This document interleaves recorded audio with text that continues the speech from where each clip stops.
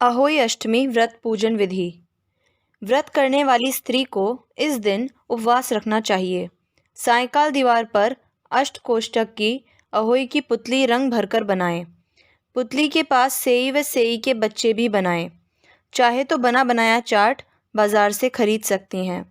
सूर्यास्त के बाद तारे निकलने पर अहोई माता की पूजा प्रारंभ करने से पूर्व ज़मीन को साफ करें। फिर चौक पूर कर एक लोटे में जल भरकर एक पटरे पर कलश को रखकर पूजन करें। पूजा के लिए माताएं पहले से चांदी का एक अहोई या स्याउग और चांदी के 2 मोती बनवाकर डोरी में डलवा लें। फिर रोली चावल व दूध भात से अहोई का पूजन करें। जल से भरे लोटे पर स्वास्तिक बना लें। एक कटोरी में हलवा तथा सामर्थ्य अनुसार रुपए का बायना निकाल कर रख लें और हाथ में 7 दाने गेहूं लेकर कथा सुने। कथा सुनने के बाद अहोई की माला गले में पहन लें और जो बायना निकाला सासू जी का चरण स्पर्श कर उन्हें दे दें। इसके बाद चंद्रमा को अर्घ्य देकर भोजन करें।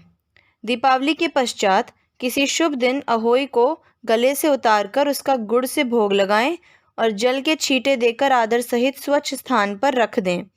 जितने बेटे अविवाहित हों उतनी बार एक एक तथा जितने बेटों का विवाह हो गया हो उतनी बार 2-2 चांदी के दाने अहोई में डालती जाएं। ऐसा करने से अहोई देवी प्रसन्न होकर बेटों की दीर्घायु करके घर में मंगल करती हैं। इस दिन ब्राह्मणों को पेठा दान करने से विशेष फल की प्राप्ति होती है। श्री अहोई अष्टमी की कथा। एक समय की बात है कि एक स्त्री के 7 पुत्र थे। वह कार्तिक के महीने में दिवाली से पहले अपने मकान की लिपाई पुताई करने के लिए मिट्टी लाने जंगल में गई।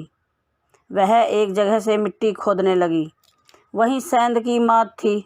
अचानक उसके हाथ से कुदाली सेह के बच्चों को लग गई और वह मर गया। यह देखकर स्त्री को दया आई, पर क्या हो सकता था। वह दुखी होती हुई मिट्टी ले आई। थोड़े दिनों बाद साल भर में ही उसके 7 लड़के मर गए। तब से वह दुखी रहने लगी। एक दिन रोकर उसने बड़ी बुढ़िया से कहा कि मैंने जानकर तो कोई पाप नहीं किया।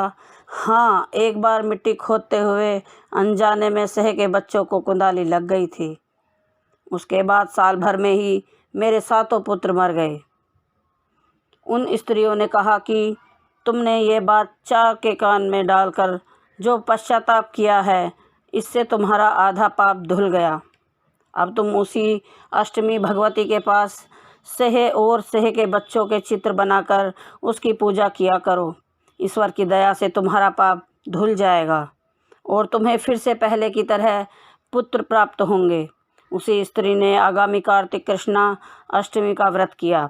तब से लगातार उसी भांति व्रत और पूजन करती रही। ईश्वर की कृपा से उसे फिर से 7 पुत्र प्राप्त हुए। तभी से इस व्रत और पूजा की परंपरा चल पड़ी है।